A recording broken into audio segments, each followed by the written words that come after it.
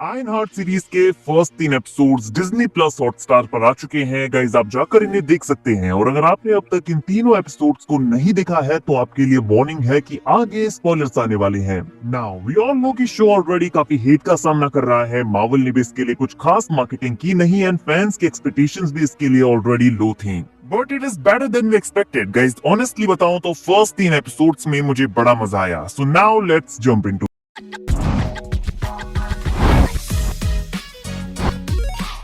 Wakanda forever के events के बाद हम रिली को MIT में वापस देखते हैं, जहां पर फ्लैशबैक सीन्स में हम उसे कहते हुए सुनते हैं कि उसे Steve Jobs, Bill Gate and Tony Stark से भी बड़ा बनना है। और यहाँ वो अपनी चाइल्डहुड फ्रेंड नेटली के साथ होती है और नेटली भी कहती है कि उसे थॉर और उसका हैमर अच्छा लगता है। बट रिली के स्टेप डैड एंड उसकी बेस्ट फ्रेंड नेटली की एक एक्सीडेंट में डेथ हो जाती है। नाउ प्रेजेंट टाइम में रिली वाकांडा नहीं आए ग्लाइड के प्रोटोटाइप के लिए पैसे इकट्ठा करती है, जिसके लिए वो कई सारे कॉलेजेस में असाइनमेंट्स को कंप्लीट करके बेचती है, क्योंकि उसे टोनी स्टार्क के लेगेसी को कंटिन्यू करना है। यहाँ सिविल वॉर से प्रोफेसर विल्किस का कैरेक्टर भी रिटर्न करता है और रिली को रूल्स ब्रेक करने के लिए MIT से उसके सूट के साथ निकाल दिया जाता है। फिर यहाँ वो अपने बिल्ड इन AI ट्रेवर का यूज करती है, जो कि ट्रेवर नोआ का रेफरेंस है, जो कि शूरी के AI ग्लाइड को वॉइस देते हैं। यहाँ पर ट्रेवर आइस के साथ एक पेंसिल की तरह दिखता है, जो कि माइक्रोसॉफ्ट ऑफिस 97 के KP की तरह अपीयर होता है। रिली की स्टूडेंट ID 30216RW है, जो कि invincible iron man volume 3 issue 7 के उसके फर्स्ट अपीयरेंस का रेफरेंस है, जो आई थी 3/2/2016 में।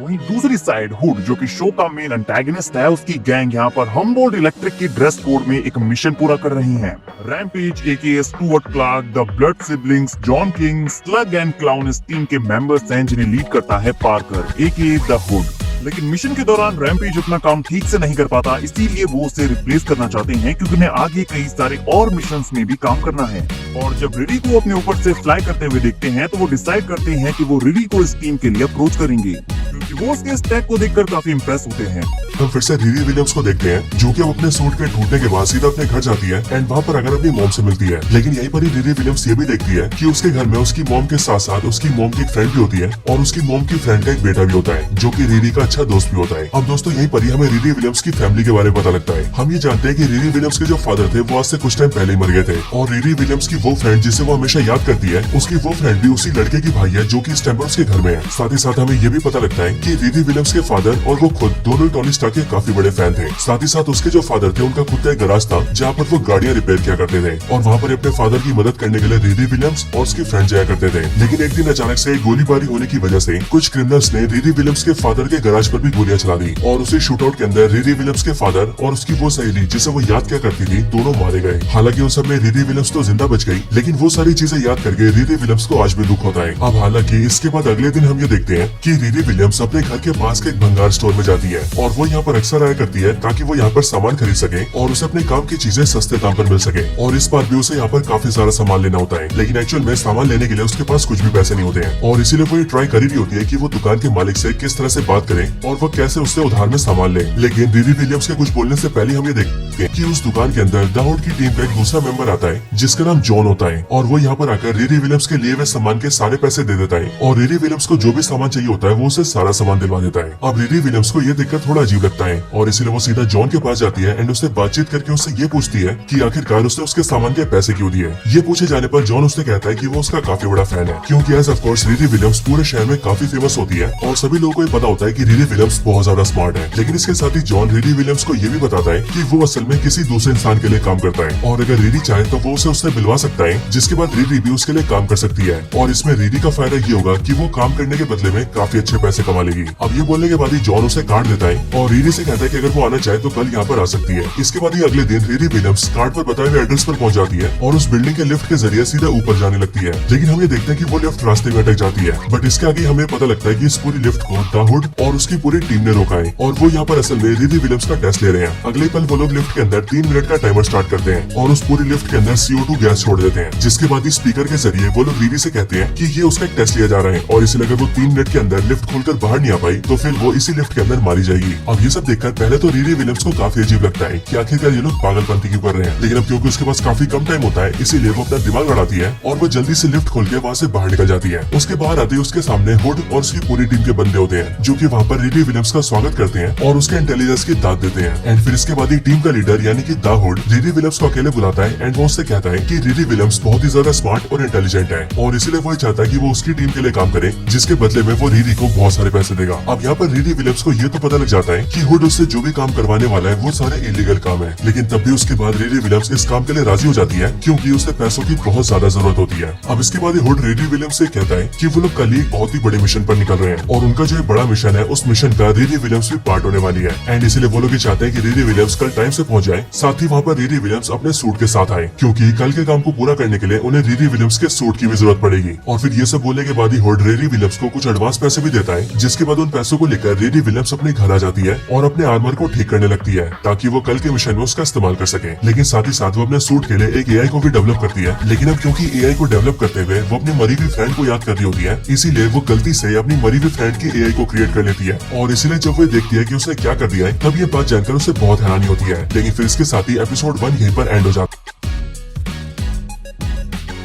स्टोरी कैसी लगी ये आप मुझे कमेंट्स के अंदर जरूर बताना और अगर आप किसी और टॉपिक के ऊपर वीडियो देखना चाहते हैं तो वो भी आप मुझे कमेंट्स में बता सकते हैं। बाकी आपको ये वीडियो पसंद आई हो तो आप वीडियो को लाइक करना और इस वीडियो को ज्यादा से ज्यादा शेयर भी कर देना और जिन्होंने चैनल सब्सक्राइब नहीं करा वो जल्दी से चैनल को भी सब्सक्राइब कर लेना। बाकी दोस्तों मैं मिलता हूँ आपसे ऐसी किसी और बेहतरीन वीडियो में, तब तक के लिए